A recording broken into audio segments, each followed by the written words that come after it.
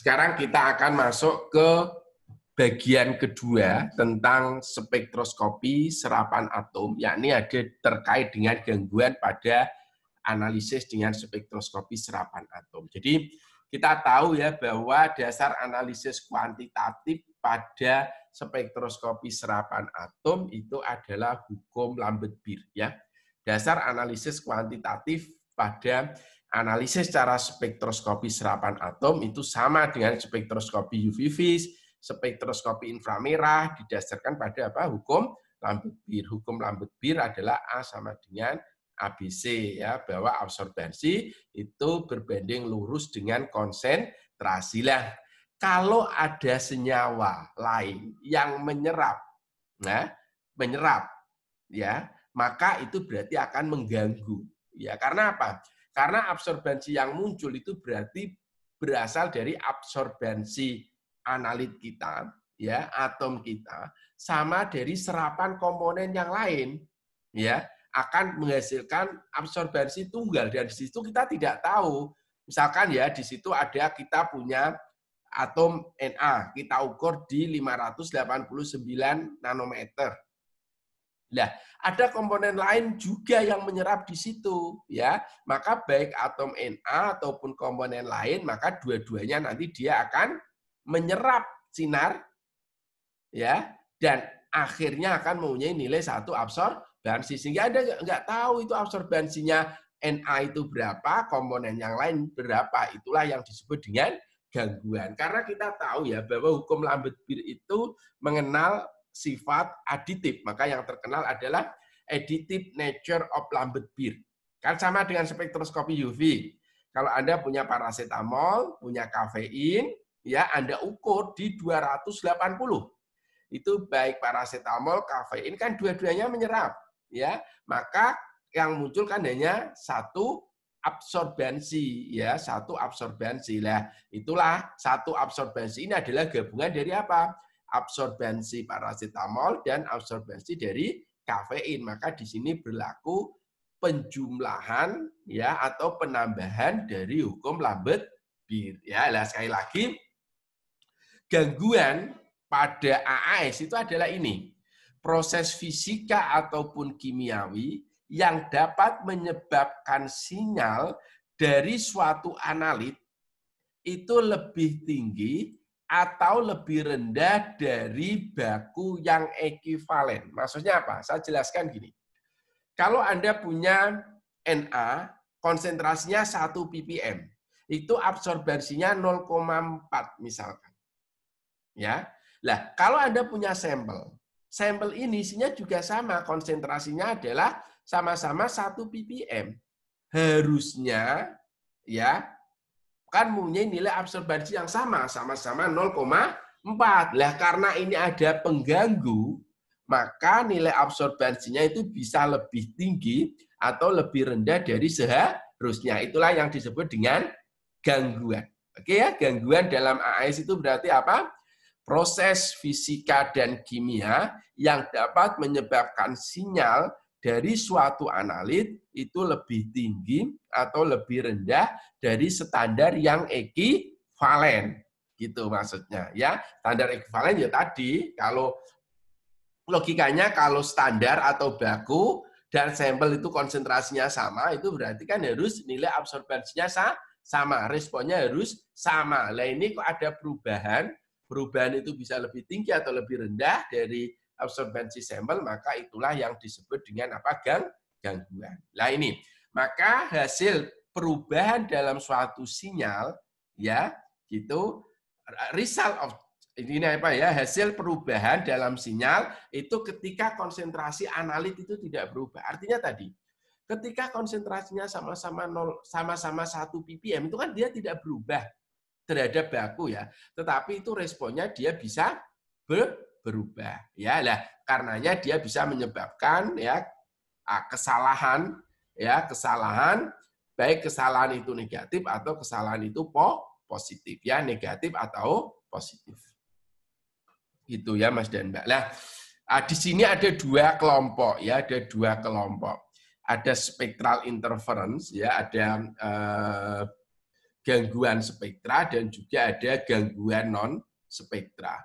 Ya, gangguan spektra dan juga ada gangguan non spektra. Lah, Mas dan Mbak, gangguan spektra itu berarti apa? Adalah gangguan-gangguan yang itu terkait dengan spektra serapan atomnya. Misalkan gini, misalkan kalau Anda mau melakukan analisis logam Na. Na itu dia itu menyerap di 589 nanometer. Lah, Anda ya ketika menganalisis logam Na tadi itu ada katutan. Katutan itu apa ya? Terikutkan logam lain. Dan itu juga menyerap di 589. Maka kan sekali lagi itu dua-duanya akan menyerap. Jadi kalau saya bayangkan gini. Misalkan logam Na itu gini. Ini di 589, observasinya di sini yang tinggi. Lah, kalau ada logam lain dia mempunyai gini profilnya. Nah, berarti kan nanti observasi yang muncul adalah dari logam Na ini di sini sama logam lain itu di sini ini observasinya. Sehingga dia akan lebih besar daripada seharusnya. Ini berarti gangguannya karena gangguannya adalah di spektranya.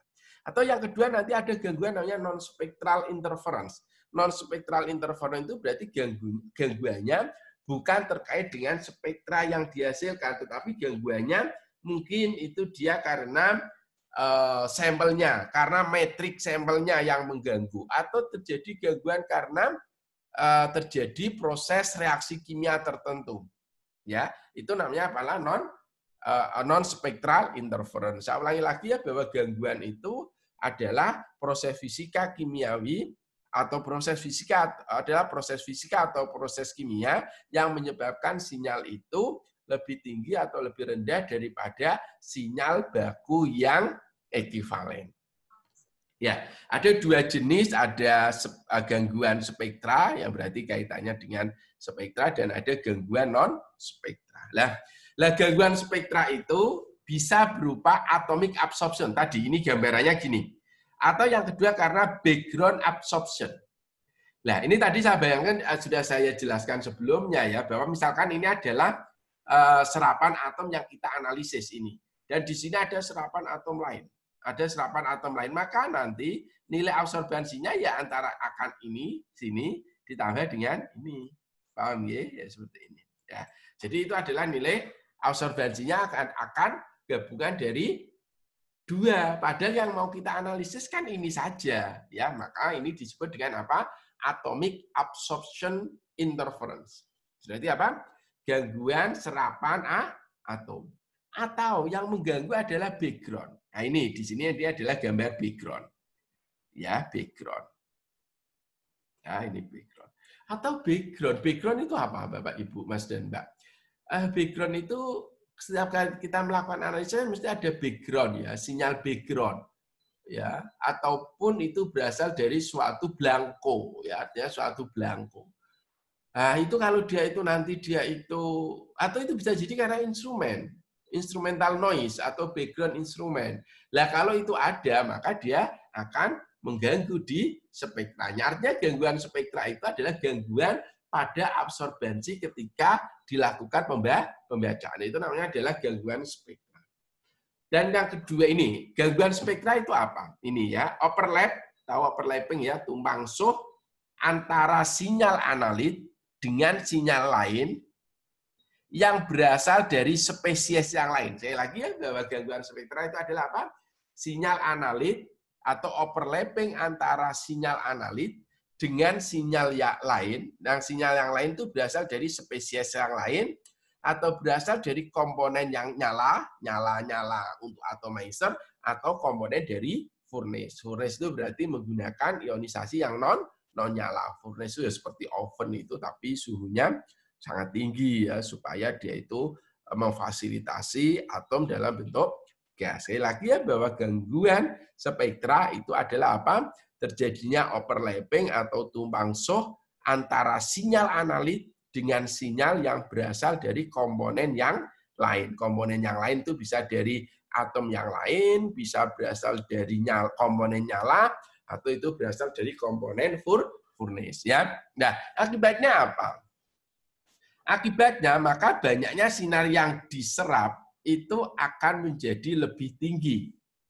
Ya, karena apa? Karena serapannya itu tidak hanya berasal dari analit, tetapi juga berasal dari serapan non-analit. Ya, makanya berarti ini kan sama dengan keterangan saya sebelumnya, itu karena berlaku additive nature of Lambert Beer. Ya, sifat penambahan, sifat penjumlahan dari hukum Lambert Beer. Akhirnya absorbansi itu ditambahkan. Ya, makanya ini menyebabkan sinar yang diserap itu menjadi lebih tinggi. Kenapa lebih tinggi? Karena sinar itu diserap tidak hanya oleh analit, tetapi juga diserap oleh komponen yang lain. Yang komponen yang lain itu bisa berupa atom logam yang lain, bisa komponen dari nyala, atau bisa komponen dari furnace. Ya. Commonly cause-based stable oxide. Ya, seringkali ini disebabkan oleh oksida-oksida yang stabil. Oksida-oksida stabil itu apa? Oksida-oksida yang itu dia itu tidak mau terurai menjadi atomnya. Misalkan CuO, itu namanya kan oksida ya.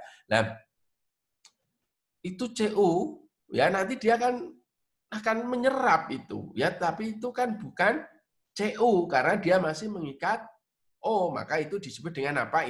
Interference ya. Interference karena spektra itu ada dua. Ya, tadi sudah saya jelaskan sebelumnya, ada apa? Interference karena spektra atomik dan interference karena apa? Background.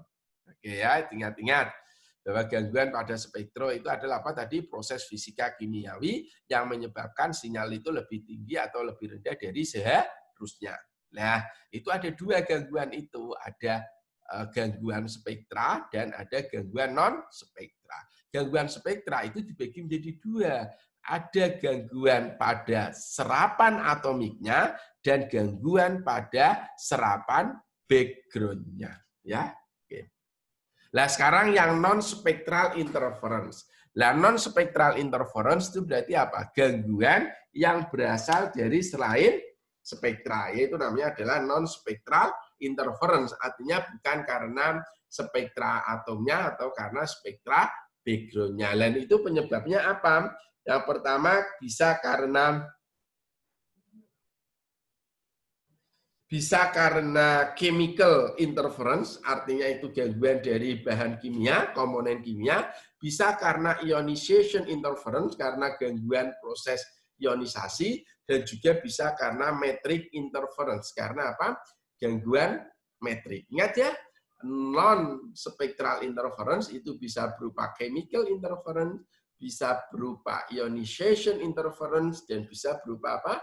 Metric interference. Metric interference itu yang metric sampel. Contohnya gini, kalau kita misalkan menganalisis ya PB di dalam salak ya, boleh jadi itu matriknya berarti salaknya, komponen-komponen yang ada di salak itu dia mengganggu proses penyerapannya ya. Nah, sekarang chemical interference. Ingat ya sekali lagi ya bahwa kalau spektral interference itu ada dua, ada atomic absorption interference dan ada background interference. Kalau itu non-spektral, tadi ada tiga ya, ada chemical interference, ada ionization interference, dan ada apa? Metric interference. Ya. Nah, chemical interference itu apa? Chemical reaction of other species with analyte. Ya, artinya apa? Ada komponen kimia yang itu dia bereaksi dengan atom yang kita analisis. Itu namanya apa? Chemical reaction of other species with analyte. Ya, yang kedua adalah ya, dengan adanya reaksi ini maka akan mengganggu ya, tentunya akan mengganggu proses penyerapan sinar ya. Dengan adanya reaksi kimia antara spesies lain dengan analit maka akan menyebabkan spesies tadi ya akan menurunkan jumlah atomisasi analit. Padahal kita tahu bahwa suksesnya analisis dengan AS sangat tergantung pada seberapa banyak atom itu mengalami atomisasi. Karena sekali dia terjadi proses ionisasi, maka dia tidak akan terjadi ya, seperti itu. Kemudian ini itu bisa diminimalkan dengan suhu nyala yang tinggi. Sekali lagi, Chemical interference itu bisa diminimalkan dengan penggunaan suhu nyala yang tinggi. Ya, itu. Kemudian yang kedua adalah ionization interference. Ionization interference itu adalah adanya ionisasi itu bisa menurunkan konsentrasi atom-atom netral. Kenapa? Karena gini ya, ceritanya gini. Supaya bisa dianalisis dengan AAS, itu kan atom harus dalam keadaan netral.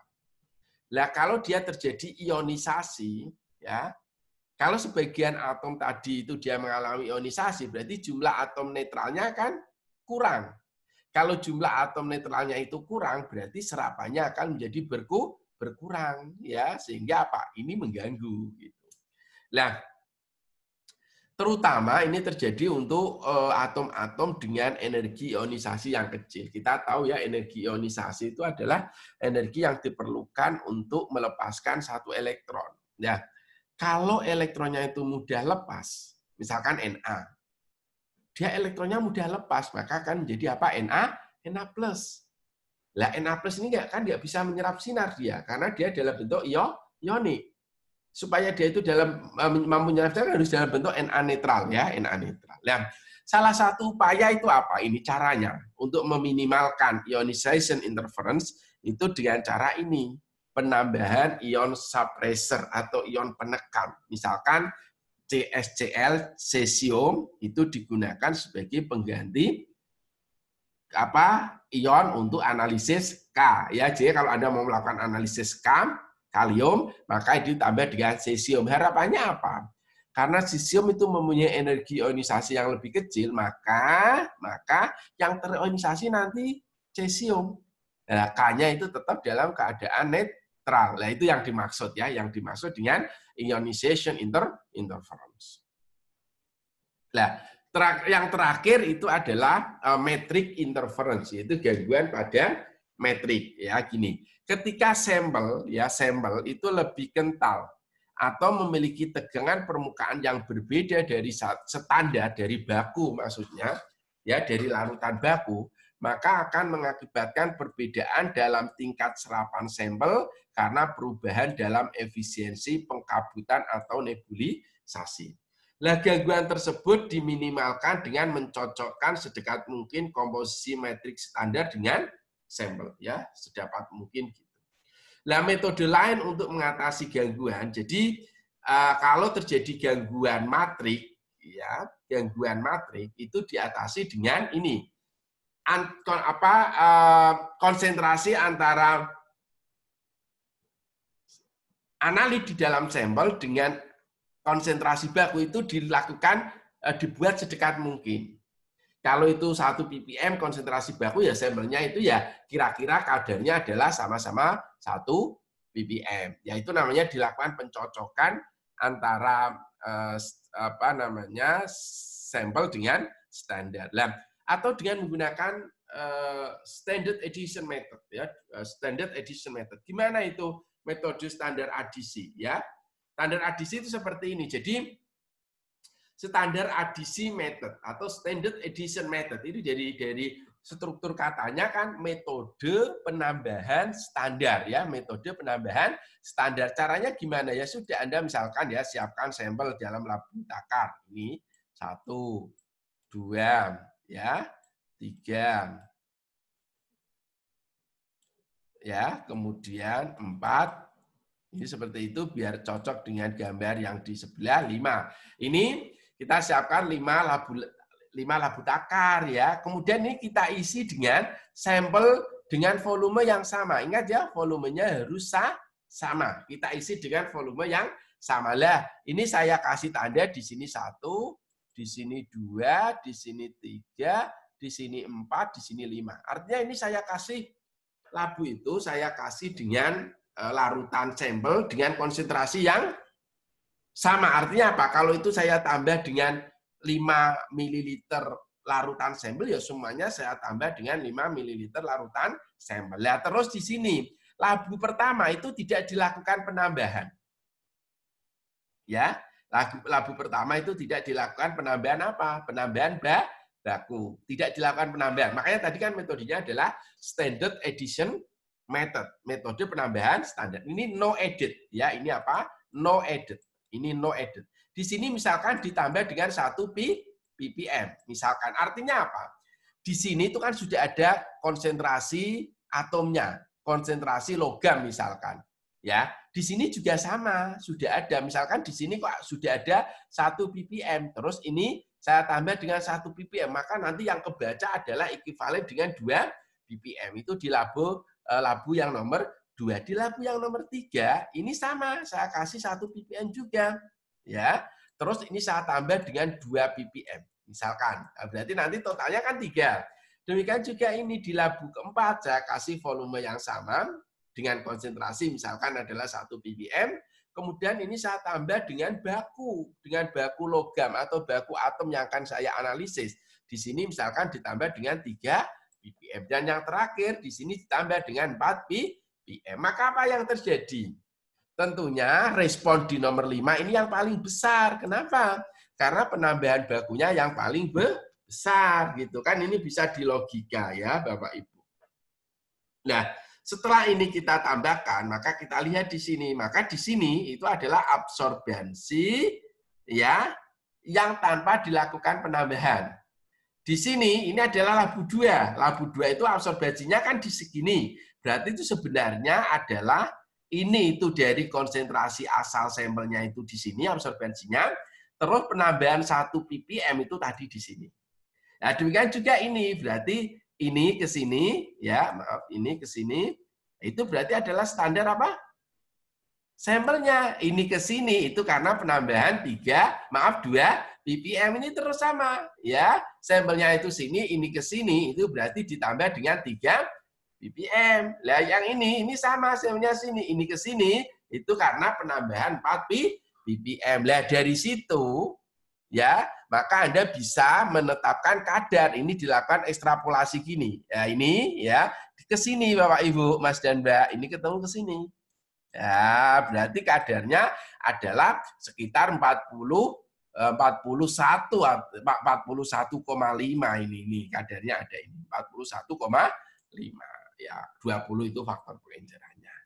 Gitu ya. Jadi saya lagi bahwa gangguan pada spektroskopi serapan atom itu ada 2. Ada yang pertama adalah tadi apa? Gangguan spektra, dan yang kedua adalah gangguan non spektra. Gangguan spektra itu disebabkan oleh atomic absorption interference atau disebabkan background interference. Itu karena interferensi spektra. Kalau non spektral interference itu bisa karena chemical interference, bisa ionization interference, dan tentunya yang ketiga karena apa? Metric interference. Ya, itulah penanganannya tadi. Kalau chemical interference penanganannya apa? Gunakan suhu yang lebih tinggi. Kalau ionization interference itu dia nanti digunakan tadi ion suppressor ya, ditambah dengan penekan ion ya. Yang terakhir tadi kalau itu terjadi matrix interference, maka itu harus diatasi dengan menggunakan standard addition method ya Mas dan Mbak. Oke Mas dan Mbak, ini banyak juga penggunaan spektroskopi serapan atom ya. Ini saya ambil dari review di Journal of Pharmaceutical and Biomedical Analysis. Tentunya di sini adalah terkait dengan penggunaan trace elemen ya, biasanya logam ini ya untuk analisis logam ya. Jadi AAS itu adalah method of choice untuk analisis logam ya. Demikian.